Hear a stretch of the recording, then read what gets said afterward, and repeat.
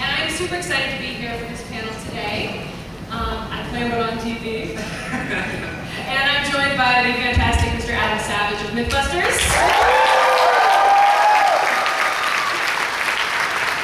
And my dear wonderful friend, Mr. Plait, the band.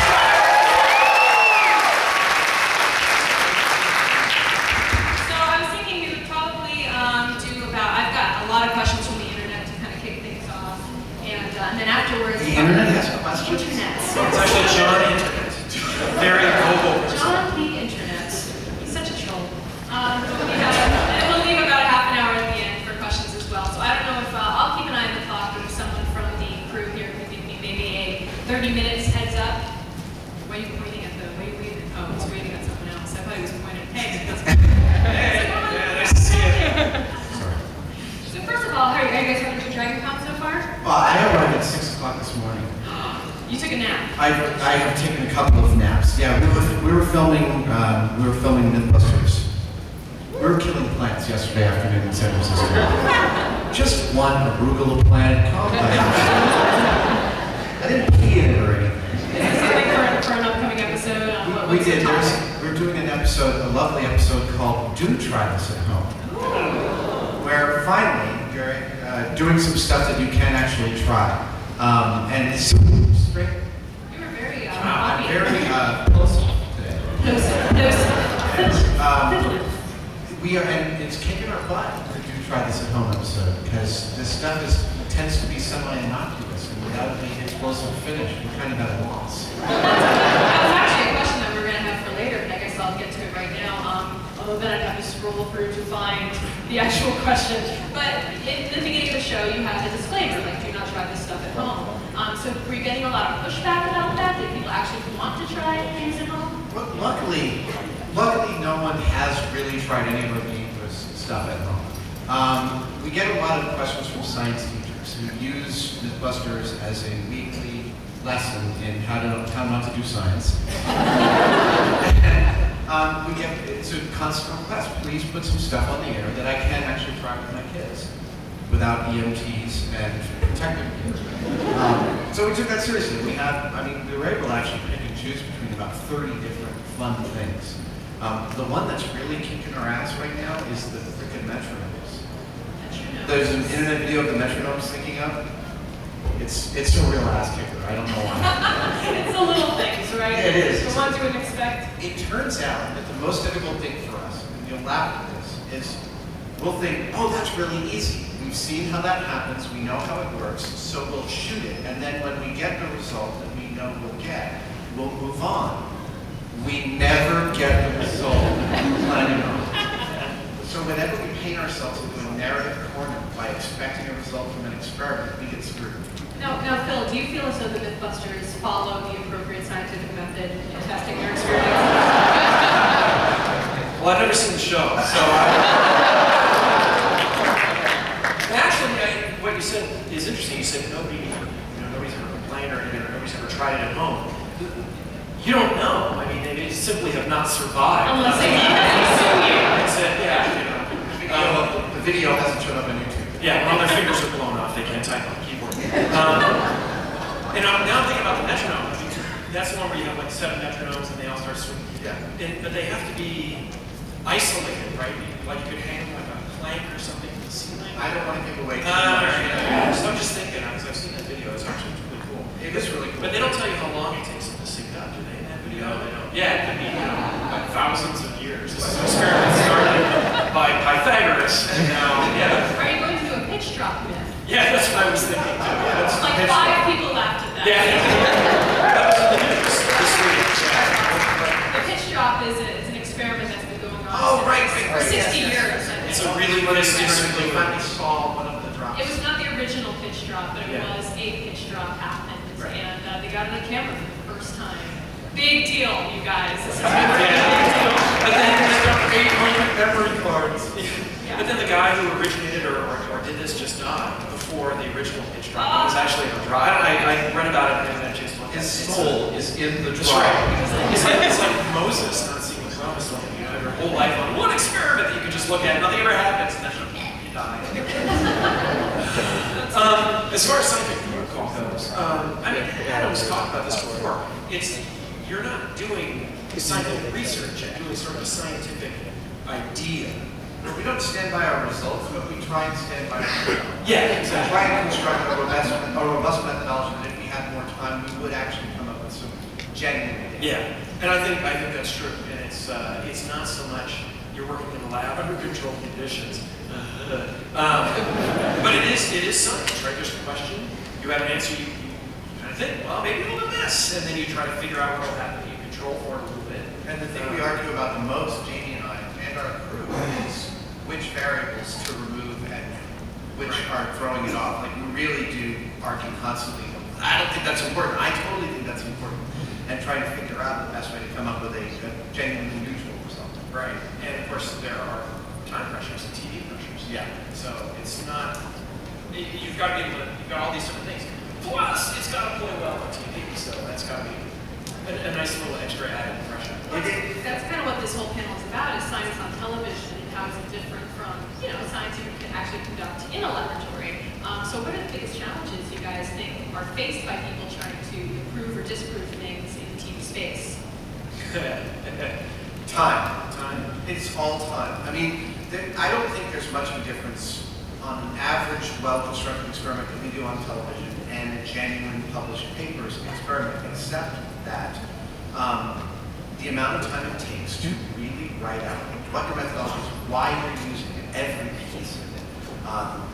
When you go and read a scientific paper, it's almost exhausting to read because they're going into every last period and every, we use this type of ink because of this. We're not doing any of that stuff. But I do think that for a working scientist, we are showing that the process is exciting and creative. And that's the thing for me that we're not trying to do science on television. We're trying to demonstrate that science is creative and fun. Yeah. So you feel like it's more of an outreach thing than anything else? Absolutely. Yeah, I'd say so. It is, well, I mean, you've said this many times on other panels, that if you would set out to do a TV show, doing science, right? Work of it, you wanted to do something that was fun, and then there was science in it. And the hard part is, well, so there's two things. I mean, one is that, and you've had some experience with this, it's difficult to tell a story for television that also is a genuinely scientific story. By that I mean that each part of it leads naturally to the next one. Because the scientific method is that, right? I do understand. Yeah, it's just like that. We've solved this one, let's move on to the next part. Yeah, but each experiment that you do is led from the failures of its predecessor or the data that you've got to get to the next one. So to me, I think the scientific method and the narrative arc dovetail nicely when you're committed to the scientific method. I have run into television producers in the past who aren't so rigorous about the scientific method. Really? And You don't say. Well, actually, the part that I would say is most scientific about Mythbusters is when you revisit old myths because people have said, what about this? And it turns out, oh, that might be important. If we didn't test it that way. And so why don't we check and see if our results are hold? And then you do the rocket car 5 different times and smash 3 times, 600 miles an hour into the steel plate. Woo! You can keep doing it, I will keep watching. I know the two-stage from a couple of years ago was still like the best footage, besides getting slapped in slow motion. The rocket car smashing into the wall with the 2 stages. Right. You see it hit, and then the first stage comes in, and it's like there's like all kinds of stuff going on in 15 seconds. Plus, 600-mile-an-hour rocket car. Come on, hello. It was astonishing to watch something accelerate to the speed of sound from there to there. Yeah. I've never seen it before. I will tell you that it is one of the things that I thought Man of Steel got right. Like when you got to see Superman moving, I swear that's exactly what it felt like when I watched that car do that. Okay, so we have a question from Twitter from Richard Betts. He wants to know, how can we give TV audiences more insight into how science is carried out rather than just the findings? I think you guys actually do a pretty good job at that. We tried that.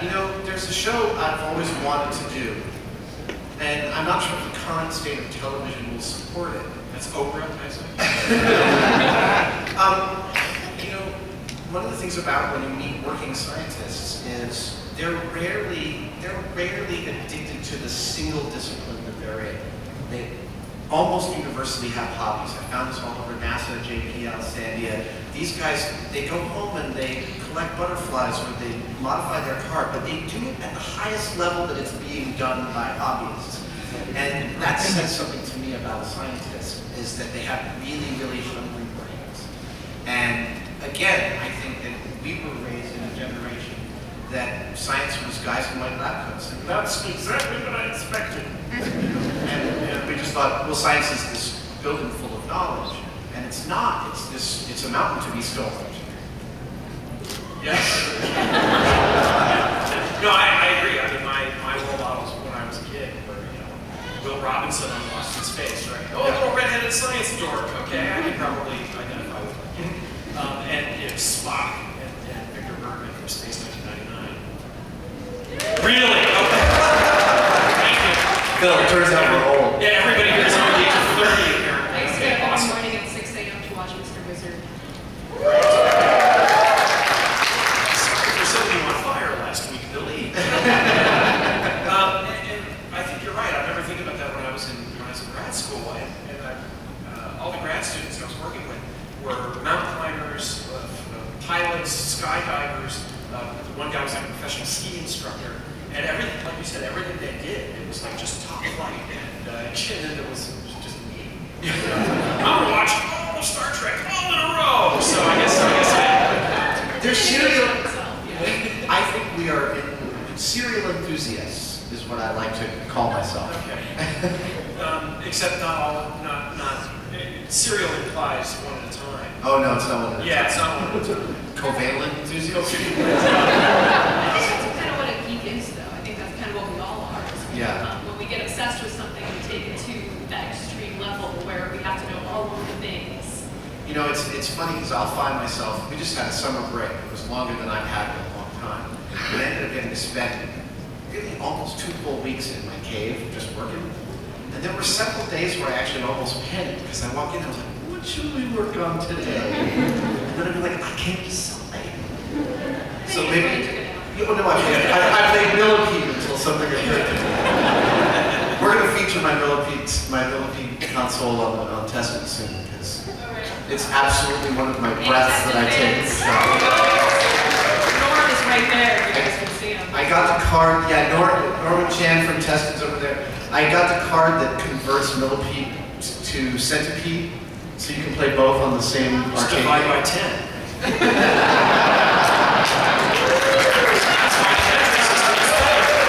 That's my favorite joke of the day. I feel better for making up for trying to kill you here when you came on stage. Sorry.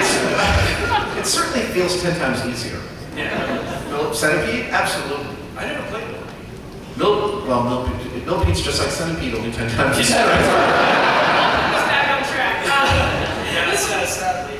This one is Science Not Scary wants to ask Phil, which show with your degree hurt the most? Yeah, I get this sort of sciatica feeling when I'm watching TV. It tilts on the walls. Yeah, it's kind of the whole TV just, and all the electrons spill out. Which one? Well, anything on the History Channel.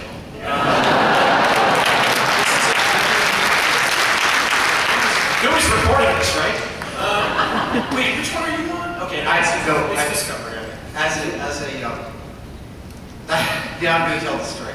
So, I was recently at a thing. That's as specific as I'll get, and I'm sitting next to a lovely person, and I say, what do you do? And they say, I am a host of a ghost hunting show on a non-Discovery network. Right.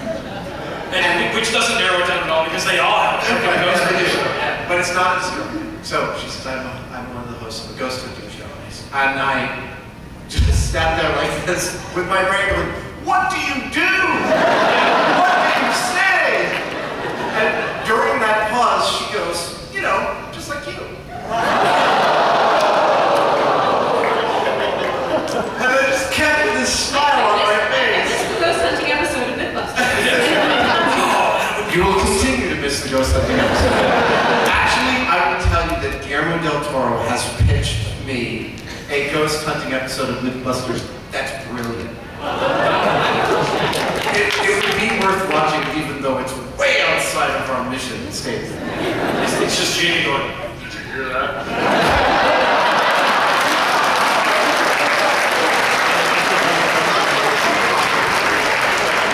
I mustache you if you heard that. There are actually ghosts stuck in there. And that's not the worst of it. The tormented soul. Okay, moving on. Okay. Next one comes from I saw the pursed lips on Veronica. Okay. Just laughing on the inside. Ruben Clamso wants to know, will you ever do any astronomical myths? And, Yeah, hello. with a well-known astronomy communicator. Well, I have my name's on the credit of one episode of the Moon Host show. Phil was our consigliere for the week. Basically that's when Alice Dello, and she was producer? Yeah, Alice was our producer. Producer. Most of the last 10 years. She left the show about a year and a half, 2 years ago. And you guys contacted me and you wanted to know how reflective the moon was, what its albedo is, how much light it reflects. So Albedo? Albedo. All these words are actually a little related. Albino, albedo, I'm willing to accept that as an answer. The Blue Libido episode is for a different show. Yeah, We actually just finished the rules of attraction, Mythbusters. Yeah. Did they lock you and Jamie in a room? No. Because that'll make some fans very happy. I read one paragraph of Mythbusters/McQuarrie.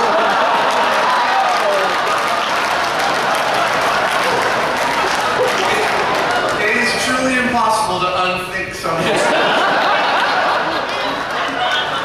I hope I've been looking up unicorns ever since. I hope I use a pseudonym on that. A herd of unicorn chasers after that. What I imagined was some two guys at the NSA go, oh, look what he's reading. This will be good. Well, back to the topic. Why the hell not? So that's really all she wanted to know is how reflective is the moon? So 100% reflective, zero, you can see it, so it's reflecting some of the light from the sun. And I just remember that phone call because I said, well, it's actually a little bit complicated. There are different parts of the moon, and when you look at the moon, there's the bright parts, that's where most of the craters are, and that's more reflective than the dark parts, obviously, which look like oceans on the moon, and they're actually called Mario, which is Latin for sea. And I said, well, so it's 7%, 20%, and I can hear like Alice's blood pressure rising on the phone. And she's like, well, which is it? And I said, well, it depends. And finally she said, give me an average. And it was just like that. And so I'm laughing at her. And I said, yeah, 12%. She's like, all right, good. So that was sort of my contribution to that particular. Alice was brilliant at boiling things down to their essence. And she would take an argument from me and Jamie, and we'd be arguing, start arguing about one thing and then move on to another, and she'd just be like, what is the question? Yeah. And she'd bring me one back. And Alice stood out early on in Mythbusters. She started out as a researcher. And in the first season, we did Mythanic. We'll get sucked down by a sinking boat. And it turns out in San Francisco Bay, there is no permit we could get for sinking a boat in San Francisco Bay. It's just not possible. And you're not allowed to set out to sink a boat. They will. Yes, it is true. Forgiveness instead of permission. But we were trying to do things on the up and up, and we couldn't get permission. And then Alice came up with, she was like talking to the permitting department. She goes, okay, look, I don't want to sink a boat. I want to temporarily submerge a boat. And they were like, oh, well, that's okay.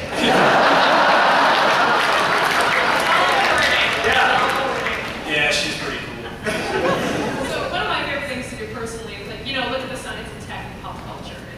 And I know both of you guys have done a lot in that area, of course, but is there anything you've seen, I don't know, recently or in the recent past that you've just been like, that is so wrong? Like something that's made get your hat.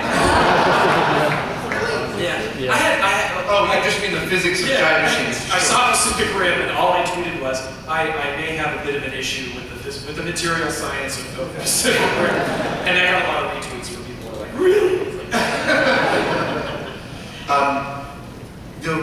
The thing that continues to upset me is guns on robots. Guns on robots, really? There's no worse idea in the whole world.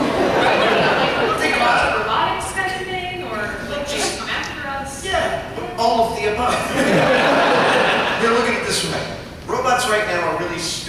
right? And so they do what we tell them. But they're stupid, so if you put a gun on it, it might shoot you. So we make them smarter and smarter, and then they get smart enough, and then they might shoot you. It's lose-lose, except for this middle zone where they're smart enough. Zach Wiener did a Saturday Morning Breakfast cereal cartoon about this, where they evolved a sentient computer. Yeah, exactly. Love that. The sentient computer evolves, and the human says, well, I guess you're going to wipe us out now. And the computer's like, well, no, why would I do that? That's awful. Or it's a robot, I suppose. And then the last panel is him talking to the other robot saying, yeah, these are awful. We're going to have to wipe them out. So, that's pretty much it. That's where they keep all their spare ammunition. The big dog follows right behind them. The diesel. I think it's terrifying. That horrifying six-legged. I mean, I felt safe as long as the Honda robot looked like it shit itself, but as soon as the big dog starts putting up the hill. Have you seen the big dog video? And it's not so much that it's the way it moves, it's the noise. That humming noise. It's like, ah! It's like something visceral and primal. It's like you're being attacked by a 1-ton, 3-meter-long bumblebee. It's like, there's nothing good about that sentence. All right, so we have about half an hour for questions. I think we have people passing around microphone. All right, you got a microphone over there. So just raise your hand and they will hopefully run over to you very quickly. Oh, line up? Okay. So go line up behind the wonderful microphone handler down there, and we'll do our best to answer the questions. How's your con going, Phil?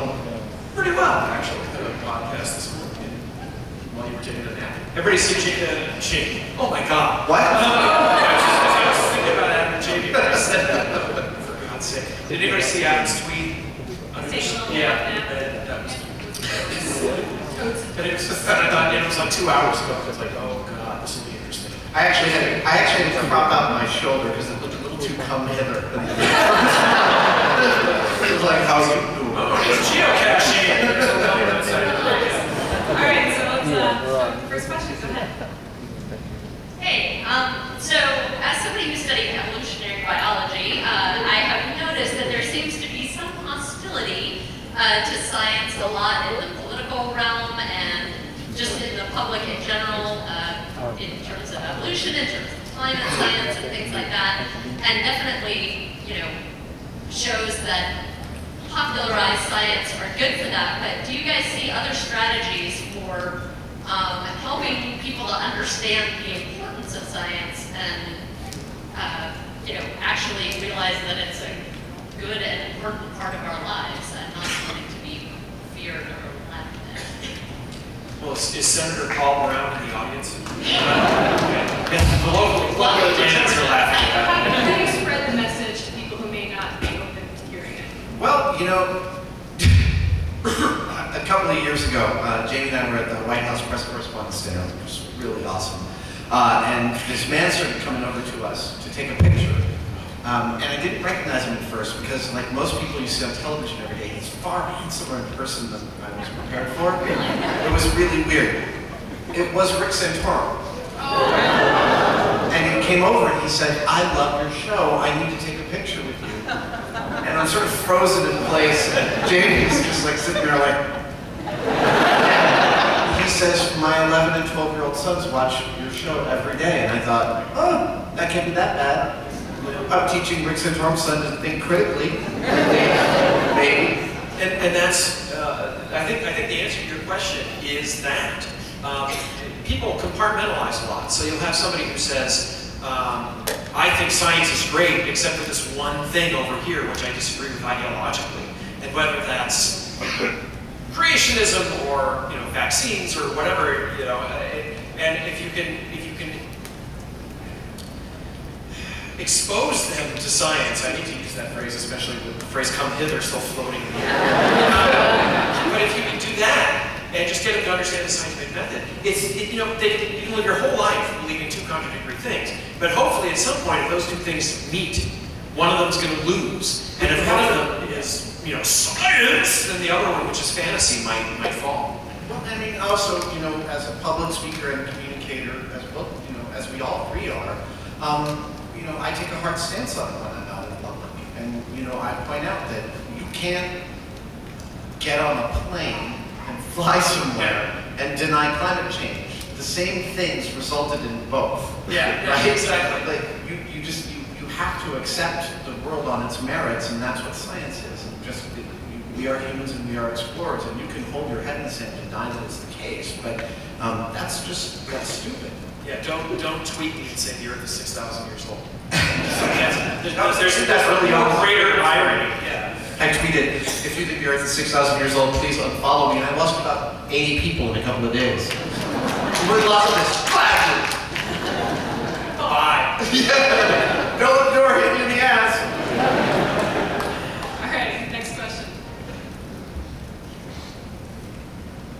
Hello there. Through your careers working in several jobs and fields, you've met some people, some of which you enjoyed, and so which have you enjoyed the most, or look forward to working with the most in your fields? That's easy.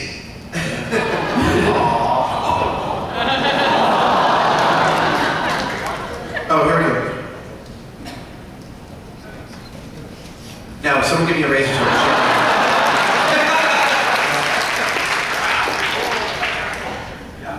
Yeah, I went with bifocals because I'm so old, progressives no longer work on me.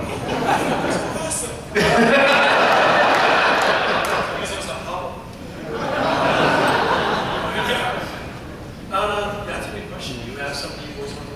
You know, you got hundreds. I was sitting across, I got interviewed by Neil Tyson, Neil deGrasse Tyson, Star Trek. That name's not familiar. I was watching him ask a question, and I was just thinking, man, I'm just so blown away to be in the room with this guy. And he totally knows what he wants to do, what his mission in life is, and it is to communicate. And was that moment in which I realized, oh, right, that is actually also my job. And I am happy to follow like a duckling in his footsteps to communicate about science. And I appreciate everybody else who does. Bill Nye, the science guy.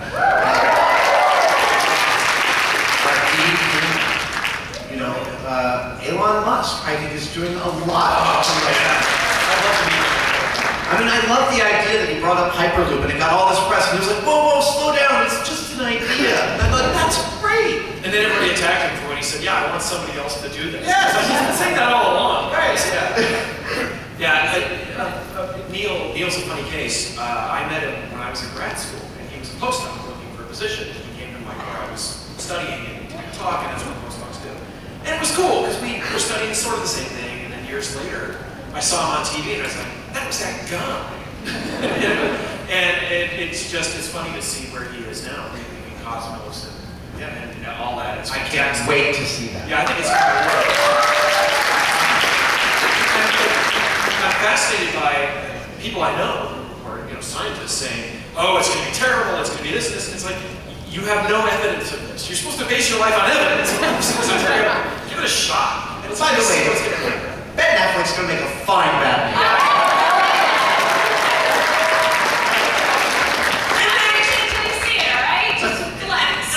Twitter and everybody's complaining about this, and I found out it's not even a goddamn Batman show movie. It's gonna be Superman. What are you complaining about? We'll get to that, sure. There's Wonder Woman, actually. I also. You should be Wonder Woman. Oh my God! Look at this. Welcome to the gun show. Yeah. I want to go driving with the Top Gear dudes. Yeah. I consider Top Gear to be the sister show to Mythbusters. The little sister. I just laid down the gauntlet. Wait, do you mean US or UK though? You mean? Sorry, is there a US version? There's only two Star Wars movies. There's no US version of Top Gear. I love Top Gear so hard. Okay, next question. They're camping out there, like lying down. Adam, we recently got to watch your TED Talks that you did. That was brilliant. I love the message and everything. Wanted to know if you've ever got your full-scale falcon and what your next obsession is or what you're working on now. No, and take your pick. So a falcon is actually, one of the original lead falcons is going up for sale at auction in October, I believe. And I may make a pilgrimage to New York to go see it at the auction house. No, I did get an audience with a casting off of an original falcon, one of the only ones that exists. And I took about 300 pictures of it. I could use photogrammetry to build a 3D falcon, but I'm not gonna. I am going to re-sculpt the thing out of Sculpey, and I'm going to sculpt it just big enough so that as it shrinks during the molding process, it'll end up the right goddamn size. I am about to finish the oldest obsessive project on my workbench, which is the ZF-1 from The Fifth Element. I literally was just in the home stretch, and I'm all painting everything, and then I communicated with someone who had access to the real one, and they said, yeah, the distance between those two plates is 52 millimeters. And they said it as an aside, and I said, what? I know everything on this gun is totally accurate, but the distance between those plates, it's 52 millimeters, because mine's 59, and that's totally not okay. So I had to fix that. And then, like 15% off, or? It's a lot, significant, totally unacceptable. So we'll do an unveiling, a pretty spectacular unveiling, I hope, on Tested in the next couple of months. Nice. Very cool. All right, next question. Thank you. My son Jay is 10 years old. He's a huge fan of science, particularly Mythbusters. He's sick with a cold today. He's not able to be here. But he's resting up for the show tonight. So if you see him next to me, pick him up for any participation. I'm an engineer. We discuss many things, pragmatically, discussing life and death. My wife and I were talking about when we die, we want to be cremated. My son said, I want to be cremated too, with flamethrowers. By Adam and Jamie. The question is, it's a two-parter. First, is it scientifically possible to cremate a person with a hand, carry a flamethrower? And second, who do we contact? I think we just contacted him. Yeah, I also think, thanks for thinking that we'll still have a show when your son leaves this mortal coil. We would be totally, yes, we can completely incinerate your son. Another sentence I never thought I would say. Can you? I mean, bones, when they cremated, there are rules and stuff about how you do this. I'd really like a chance to cry. I will just point out that if we're close enough to him to talk about incinerating him, and then we incinerate him, clearly we've talked to him just before he's died, so we would also then have to test the 21 grams myth. Oh, yeah. That would be tough. I love this audience. Groaning at that is brilliant. Phil, would you like to explain the 21 grams myth? That is that when somebody dies, they suddenly lose 21 grams. So it's That supposed to be their is the weight of their soul. Right. And I'm thinking really because you're breathing out and. But what's beautiful about it is if you read the actual test, I can't remember the name of the scientist. He built a very elaborate scale with a hospital bed on it, and he weighed actually dozens of people at the moment of their death, and achieved no data whatsoever, except in one case, there was a 21 gram discrepancy. He was like, that's the answer. I think he was having tuberculosis. Was that it? Or a place where people were dying of the consumption. This is the awesomest panel ever! I'm going to keep on feeding back. Yeah, I know. Every time I have a little heart attack. Well, my goal is to be incinerated by the sun turning into a red giant, so I have plenty of time. Singularity is coming, right? Yes, totally. Yeah. Okay, thank you. They literally are camping out. Next to the pirate eye patch myth, which is brilliant, the moon hoax is my favorite. And I'm wondering if you've had any serious blowback from the idiots who don't think we ever went to the moon. Serious blowback? You want to put that adjective in front of it? Because the answer will be no.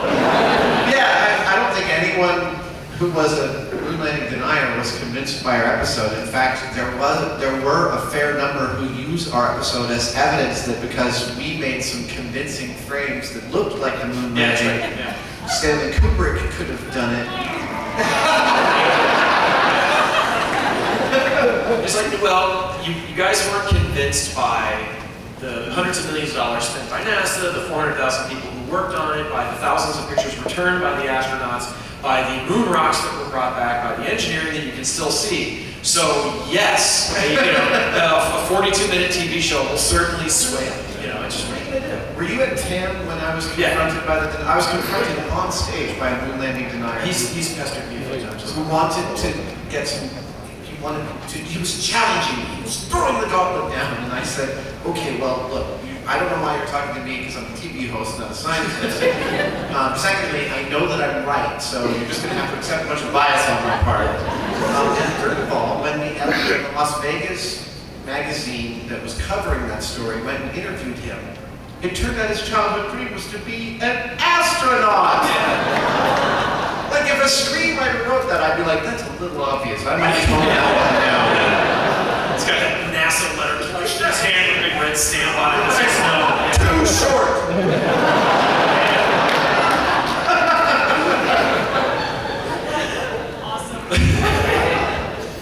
I was just thinking about that because of the 8 balls, right? The new roster of astronauts. Yeah. And there is a height requirement. There's a height band. Yeah, sure, but I mean, imagine being on one or the other side of it and meeting all the other requirements. You'd be like, oh. Well, back in the Apollo days, they were scraping paint off of the capsule to make it lighter. So if somebody's an inch shorter, and plus those capsules were tiny, so when you meet a lot of these Apollo astronauts, they're not that tall. And then last year I met Mike Massimino. He's a giant. He was like 18 feet tall. He's an enormous guy. And he's like 6'5", maybe. And when you add to that astronaut charisma, it's like Yeah, it's really true. He's a big guy. I was kind of shocked.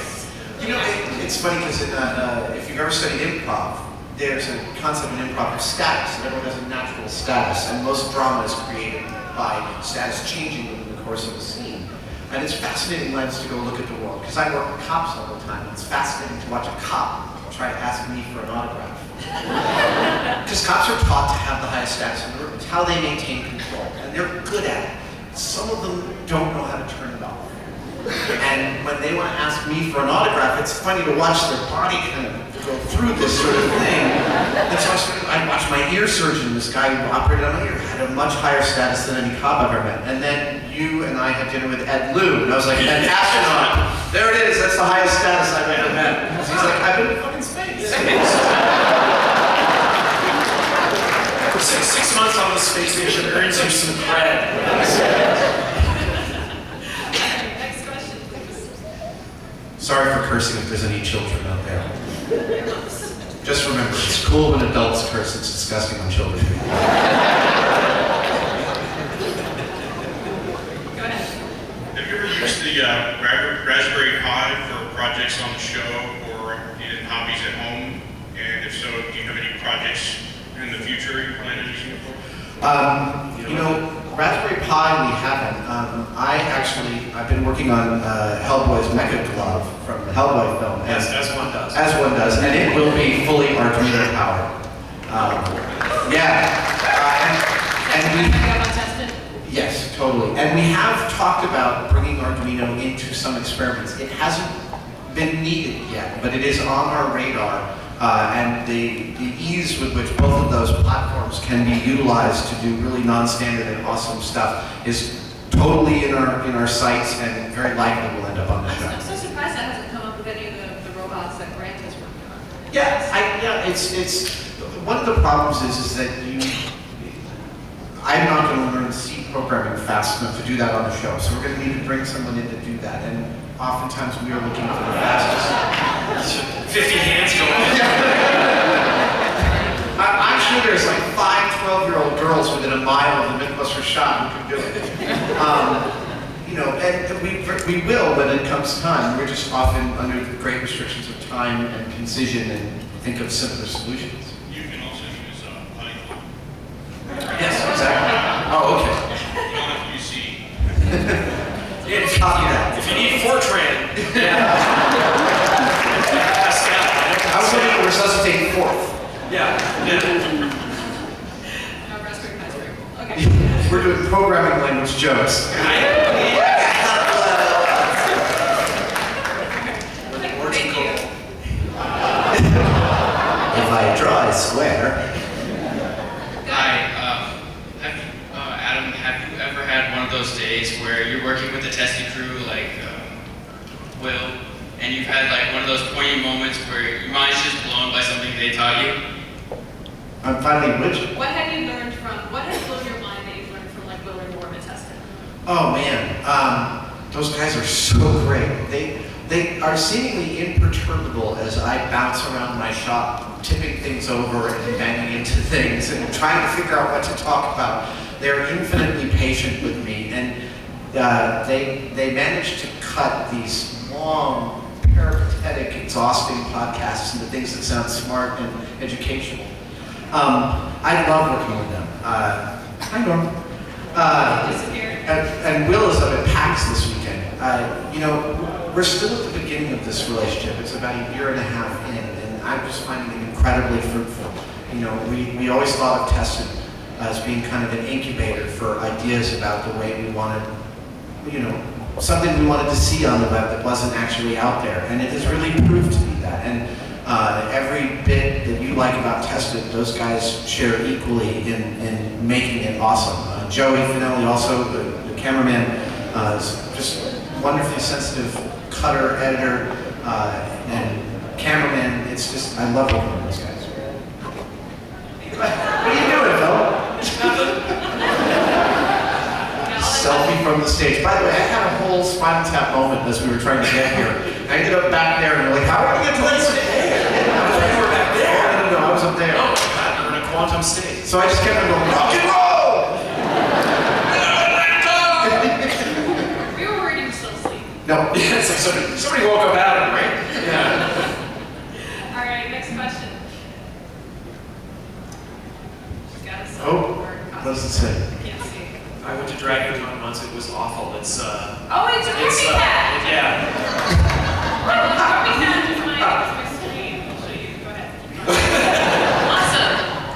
My question is for Veronica. I was wondering, what do you hope you live to see, but you don't think it'll happen until you're like 90, 100, 110? Ask her if she's way Oh.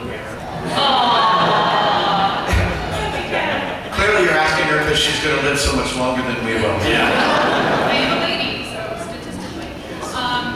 That's a really good question. I've always heard that the person living today will be like the longest living person of all time, so that's exciting. But self-driving cars, I'm kind of excited about, but also really nervous about. I know it'll probably happen within the next, I would say 30 years, it would probably be. I'm banking on 15. 15? Yeah. Just imagine a traffic-free downtown with everything moving so I'm much. very excited about Hyperloop. That would be awesome. Basically, I travel a lot and I want to get places faster and easier. So that's kind of my end for technology at this point. Thank you. I feel like that wasn't a good enough answer. I need to think bigger. What do you guys think? Understanding the placebo effect. Unlock the secrets of the brain to cure all sickness without drugs. Yeah. Sure. You know, I'm going to throw a gauntlet down too about flying cars. Where's my flying cars? You know what? Screw your flying cars. Any of you drive? Do you seem like maniacs on the road? Do you want 3 dimensions? Yeah. No! No C-dimension for you. So, you know, people say, if you had a time machine, what would you do? And it's like, well, I'd wait until somebody invents the flying car and I'd go back in time and kill them before they or I would go back in time and kill my father before I was born to prevent there being a time travel paradox from my using the time machine. I've always wanted to. And I like how that's sort of waving through the crowd. I always wanted a replicator. I think that's my big one, and I'm hoping 3D printing is just the beginning. Yes, I totally. I really want to say, tea. Earl Grey. Earl Grey. Hot. Why does it need to say hot? It's not iced tea. Can't you just say the usual after like the 40th episode? This computer is an idiot! I think if you wanted iced tea, that's what Whoopi would be serving. And with One person who thought that joke was yeah. And with replicators, I mean, that's you're converting matter. It's alchemy, and the amount of energy involved would actually vaporize the planet. So I'm actually kind of hoping we don't have replicators. I know, science sucks. I would like one half Jeff Goldblum, one half Fly. What could go wrong? Alright, we still have time for another 10 minutes or so, so next question. Oh my god, my kids haven't seen The Fly. I've got to write that down. Yeah, I just showed them Leon the Professional last week, and they think I'm like the greatest dad ever. I've been showing my daughter movies from the 80s. And we watched The Fly, and she was pretty freaked out by it, as you might expect. But I'm finding a lot of these movies hold up. This has nothing to do with anything. I'm just going to chat with Adam here for a minute. And, The Thing? The Thing, oh, I love that. It's my favorite horror movie. Oh yeah, we still have questions. Stop ruining people's lives. Hi, I'm a scientist, and I actually went to high school with Adam. Sleepy Hollow. And at the Wait, time, who is that? She'd like to introduce my you to your son. intuition, What's that? Gretchen Miller, Mike Miller's little Hi, sister. Gretchen. Wow. Sorry, that wasn't the point. I remember watching your brother Michael sword fighting on your front lawn when I was a little kid, and it still holds in my head. I'm like, God, I wish I could do that. I remember you were really into drama, with like my brother was. And as a scientist, I now run a science cafe where I get scientists to come speak to the general public in a pub or someplace informal. Scientists really enjoy this. Some are very good speakers, some not so much. And I'm just wondering if you have any advice for what to suggest to them. Sometimes I say pretend like you're speaking to your family about what you do.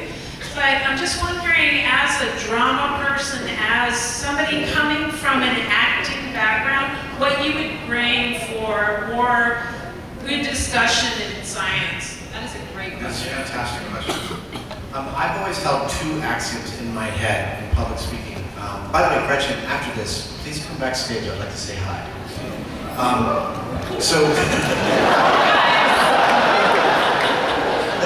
All right. I remember two things. One, time moves faster on stage. And so the pause that you think and start panicking about is actually much shorter for people in the audience than it is for you. And that when you are relaxed, your audience will be relaxed. And you don't have to be relaxed to appear relaxed. You just when have you ever been relaxed? Well, I just mean comfortable. So you can slow down your cadence and you can try and breathe on stage. And I've just noticed a direct correlation between the degree to which I am chill and the audience is entertained. And people get caught up when you can't think of a word and the audience is there and the pressure is on and it's real. But you can also just keep remembering what your point is and remembering. The more relaxed I am, the more relaxed they'll be. It's the right side of the feedback. I've also kind of had this experience a lot doing fact or fictional, because we interview a lot of really brilliant people that don't have a lot of on-camera experience. And the thing that I usually tell them is not to underestimate the audience. Like they're geeks, they're passionate about this stuff too. Like don't feel like you have to dump down the conversation and then you will get caught up kind of garbling your words, trying to make it easier for them to understand. Just talk about what you know and have a conversation. It's really about having a conversation with the audience, not speaking at them. Yes. I would say too, not every scientist should maybe be in front of a camera. just like not every science communicator is necessarily going to be a great scientist. People have their strengths and weaknesses. Wait, what? No, I'm sorry, it's to me, actually.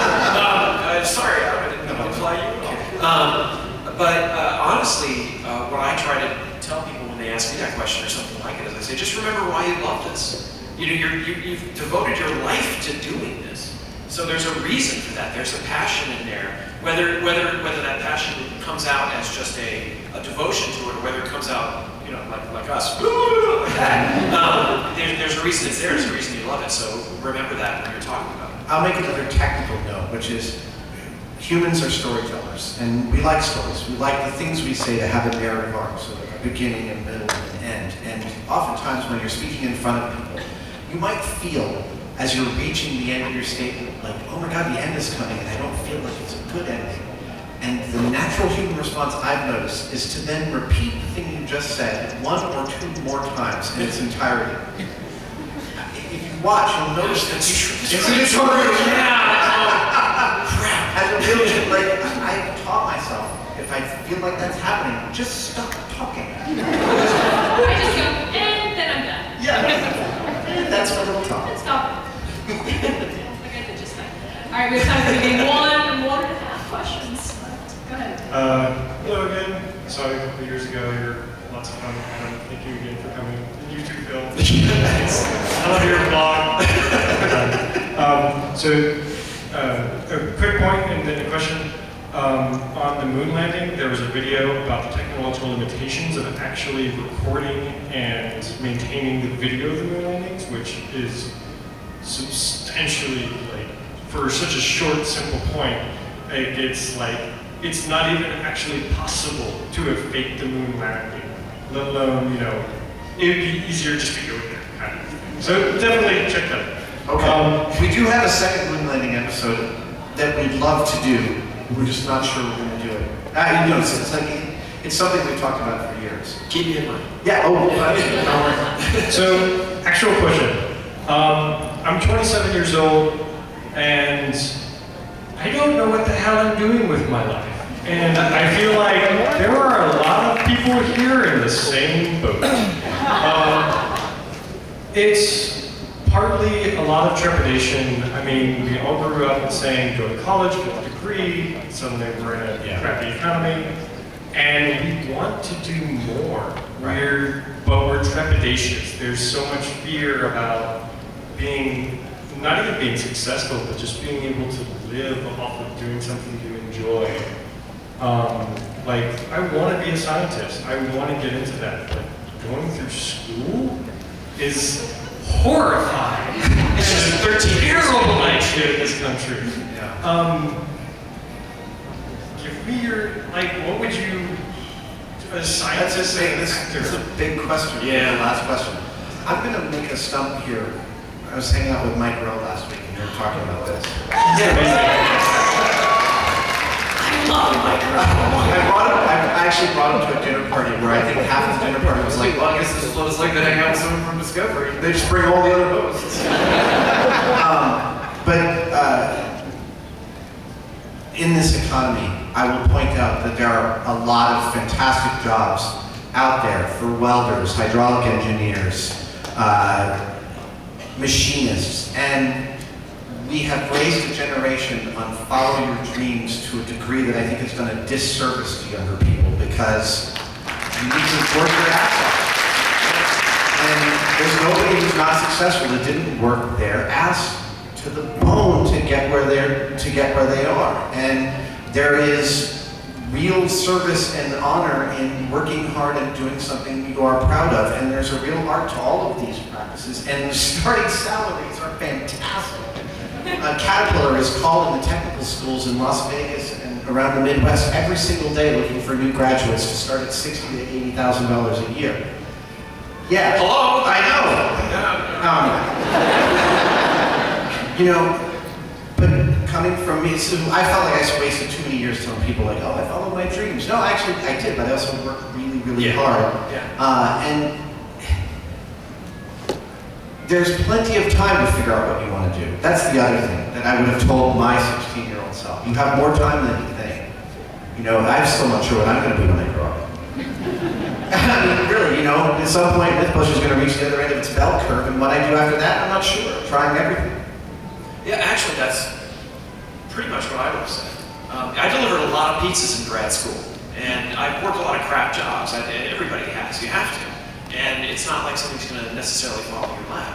And you can get a very biased view of success, especially in the geek community, because the people you see who are successful, tend to be, the Felicia Days and the Will Wheatons, and you don't necessarily see really how hard they've been working for a really long time. And their narrative looks like an inevitable one, but it's far from it. Yeah, sometimes people say, hey, how can I be a successful blogger? And I tell them, build a time machine and go back to 1998, because that's far easier than starting now and trying to do it.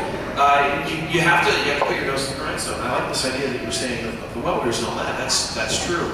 And the other part is that with the web, there's a lot more opportunity, but it depends on what you're doing.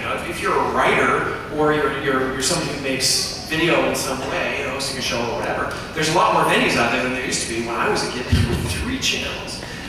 So that's great, but if that's not your thing, what are you going to do? And your point of follow your dream being a disservice is exactly right. Because you have this sort of backwards looking. It's like, oh, I'm an American, if I just try this and everything I've seen in the movies, eventually I'll succeed. And it doesn't work that way. No. And, frankly, lots of school might seem like a horrifying option unless you found the field that you can't believe isn't being explored to the degree you're interested in it, and that's where you want to go. And at that point, you will bust your ass, but that will be the place you'll be wanting to commit.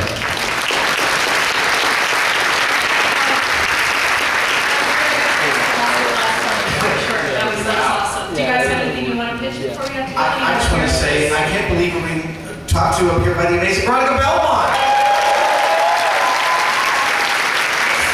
We've never shared a stage before, and it's awesome. It was a lot of fun, thank you. So where else are you guys going to be at DragonCon?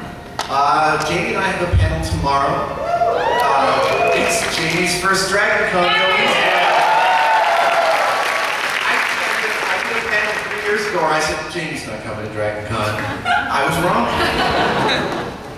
I don't know, it's on the back of I got all kinds of stuff going on, but I'm going to be doing we're doing the quiz show on Sunday night. Oh, fun. And Guns N' Roses tomorrow, and I'm going to do Adam Incognito. I've got a costume in my hotel room. There's a Chewbacca right outside. I'm like, that might be Adam. I did Chewbacca before. I was Chewbacca before.